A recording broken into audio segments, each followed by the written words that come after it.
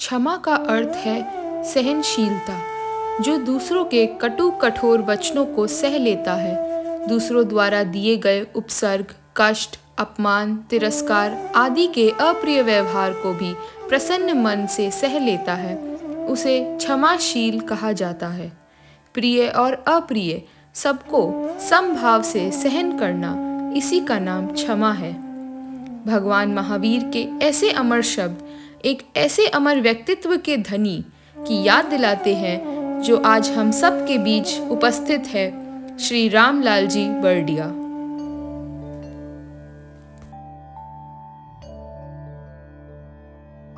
इनका जन्म सन 1943 में फागुन बदी 11 मंगलवार को बीकानेर के एक गांव भिनासर में हुआ। सेठ श्री लालचंद जी व माता बाधू देवी को एक पुत्र रत्न की प्राप्ति हुई।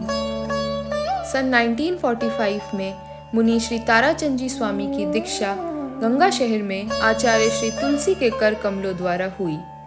तब माता बाधू देवी अपने 1.5 साल के बेटे रामलाल को लेकर दीक्षा समारोह में सम्मिलित होने गई। वही माता बाधू देवी की मामी सा ने यह व्यंग करते हुए कहा कि इत्तो फूट रो टाबर तो आपा रे घरे ओपे ही कोनी, ओ तो चोपड़ा रे घर रो लाग गए।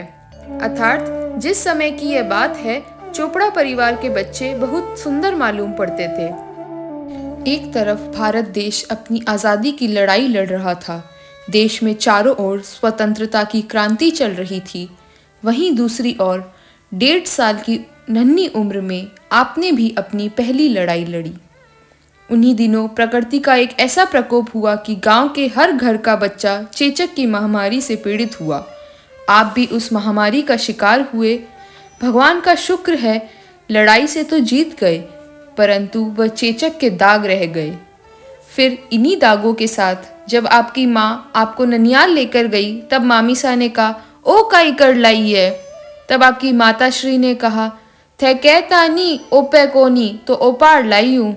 घर का बड़ा बेटा होने के नाते और अपने पिता का काम में हाथ बटाने के लिए पुत्र रामलाल जी भिनासर में अपनी माँ व बचपन को पीछे छोड़ 9 साल की उम्र में ही कैलासर चले आए।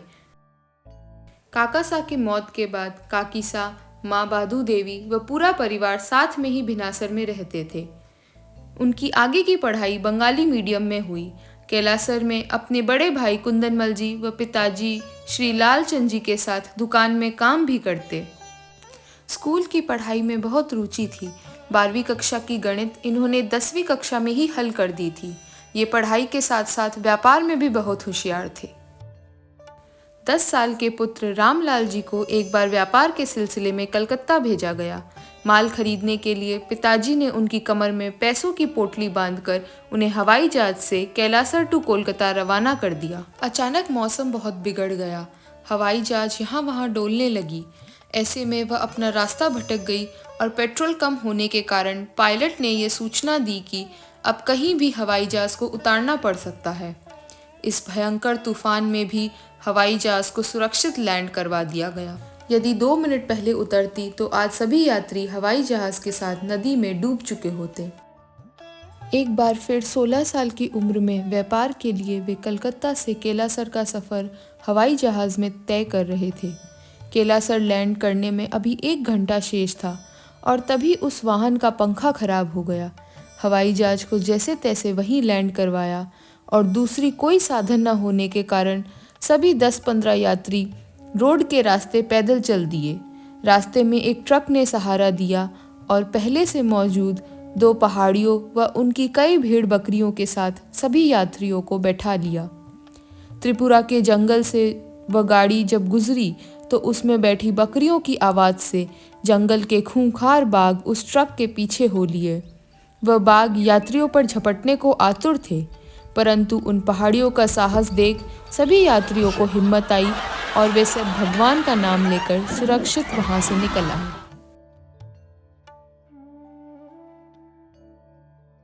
18 साल की उम्र में कलकत्ता के सेठ चांदमल जी की गद्दी में माल खरीदने गए श्री रामलाल जी काम के सिलसिले में एक दिन वहीं रुक गए। अगले दिन सुबह जब वह उठे, उसके अगले ही क्षण सिर के ऊपर घूमता मोटा पंखा नीचे आ गिरा। भगवान की कृपा रही कि वह बस कुछ पलों से ही बच गए। ऐसी ही उतार चढ़ाव किस्सों से भरा है जीवन श्री रामलाल जी का। सन 1960 बैसाख सुदी 12 को इनका विवाह नाल निवासी सेठ श्री भंवरलाल जी व माता धूड़ी देवी की बेटी लक्ष्मी देवी से तय हुआ। वह उनकी 5 संतानों में से सबसे बड़ी बेटी थी। श्रीमती लक्ष्मी देवी का स्वभाव हमेशा से ही बड़ा सरल व सहनशील था। जीवन के हर मोड़ पर इन्होंने श्री रामलाल जी का हाथ न छोड़ा व उन्हें बराबर सहयोग दिया। उन्होंने अपने धर्म पत्नी होने का पूरा कर्तव्य निभाया। 1962 में चाइना की लड़ाई में आसाम व त्रिपुरा में मारवाड़ियों पर अत्याचार होने लगे। तब श्री रामलाल जी ने अपने पिताजी के समक्ष गुलाबबाग जा बसने का प्रस्ताव रखा। सेठ लालचंद जी ने भी पुत्र के कर्मठ स्वभाव व तेज दिमाग को परखकर उन्हें गुलाबबाग में रिटेल कपड़ों की दुकान करवा दी। क्योंकि भिनासर मोहल्ले के कई परिवार पहले से ही गुलाबबाग बसे हुए थे, तो श्री रामलाल जी को कारोबार में मन लगाकर उन्नति करना आसान हुआ। अपनों के साथ वे दिन सुखी के बीत रहे थे। जितनी बार मौत ने अपने खूंखार रूप से इन्हें डराना चाहा, उतनी बार श्री रामलाल जी ने अपने साहस व सिद्धांतों के बलबूते उन पर विजय प्राप्त की। एक बार व्यापार के सिलसिले में वे गुलाबबाग से कलकत्ता जा रहे थे। समुद्र में भयंकर तूफान उठा और लंच बोट यहाँ वहाँ डोलने लगी। उसमें सवार सभी यात्री रोने व चिल्लाने लगे और कुछ महिलाएं तो बेहोश होने लगी। श्री रामलाल जी ने भगवान महावीर का जाप करना शुरू कर दिया और अपना साथ लाया सामान एक और रख बोट के किनारे जा बैठे। यदि बोट डूबती तो वह तैरना जानते थे। काफ़ी देर तक चलते इस तूफान का आखिरकार अंत हुआ और भगवान के जाप की वजह से सभी यात्रियों की जानें बच गई। अब विपदाओं के काले बादल छंटे और खुशियों की नई रोशनी ने इनका जीवन जगमगा दिया। जब इन्हें पहला पुत्र हुआ, सन 1965 में जन्म हुआ पुत्र मनोज कुमार का। सन 1968 में मानक कुमार, 1971 में राजकंवरी व 1974 में जन्मी हीरामणि।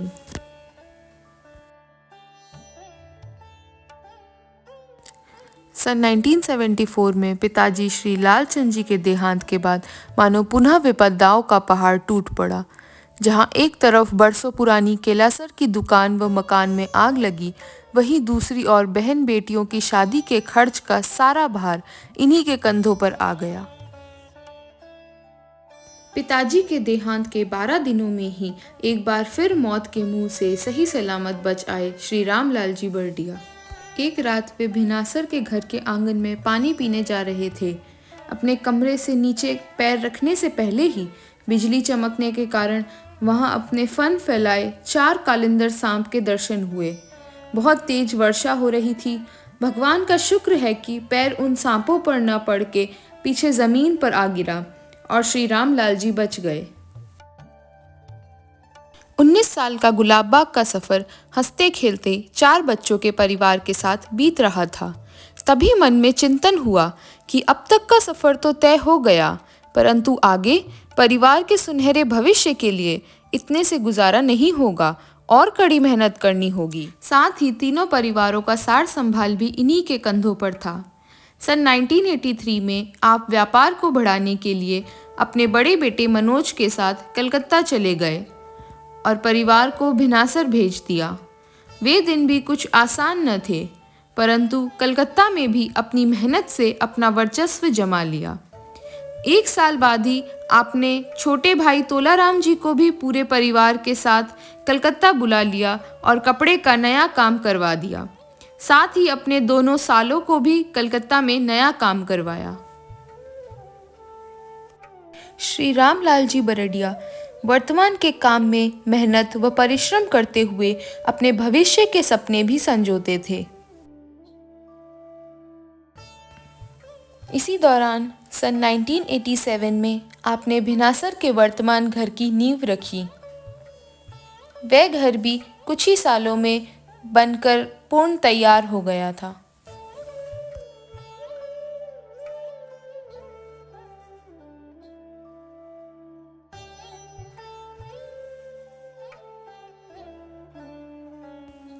सन 1998 में कलकत्ता के घर की भी नींव रखी और सन 2002 में सूजासर बीकानेर में 52 बीघा का सुंदर सा फार्म हाउस लिया।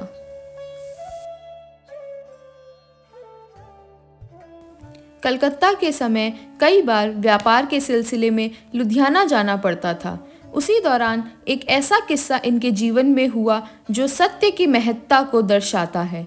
ट्रेन में अंबाला स्टेशन पर एक आतंकवादी के सामान के साथ चेन जुड़ी और जीवन की सीख बन गई, पर यहाँ पर सच का बल काम आया।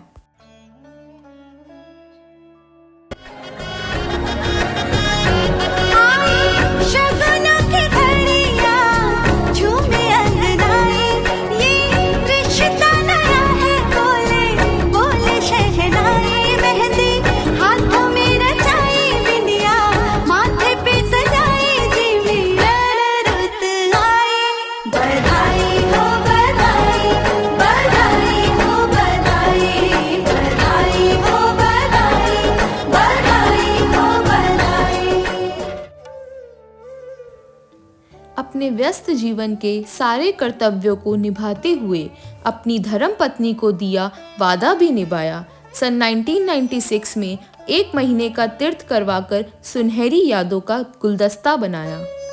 हंसते हंसते कट जाए रास्ते, जिंदगी यूं ही चलती रहे, खुशी मिले या हम बदलेंगे ना हम, दुनिया चाहे बदलती रहे।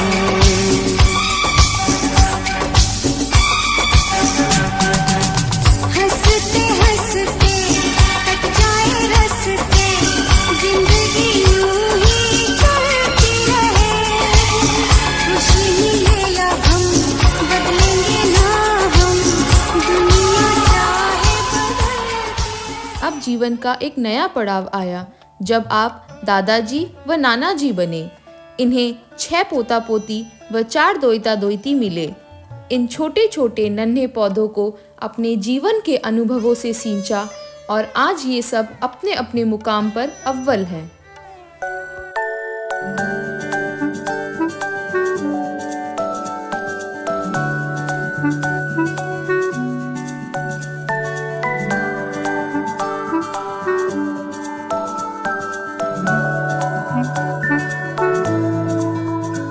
ये तस्वीर है ख्वाबों के रंगों की, खुशियों की, सपनों की, अपनों की। ये तस्वीर है जादू के लम्हों की, मेरे दिल के सभी कतरों की। मेरे दिल की ये बगिया है जो इस गुलशन की कलिया है, यहाँ हर फूल फूल फूल फूल ब्यूटीफुल। मेरे दिन है और रतिया है, सुकून वाली ये निंदिया है, यहाँ हर पल पल पल ब्यूटीफुल।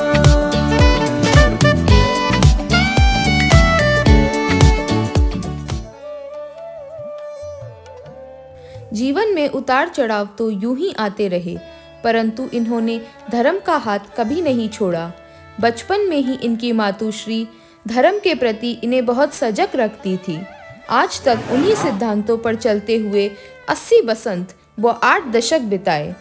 चाहे वह आयम्बिल हो, उपवास हो, मौन करना, परित्याग, विगह त्याग, स्वाध्याय, ऐसी अनेक साधनाओं से जीवन व्यतीत करने लगे।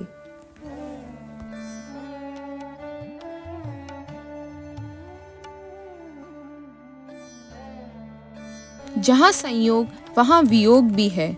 जीवन संगनी के साथ 60 साल बिताने के बाद सन 2020 7 अक्टूबर वियोग में बदल गया। आगे का जीवन वनप्रस्थ आश्रम में बीता।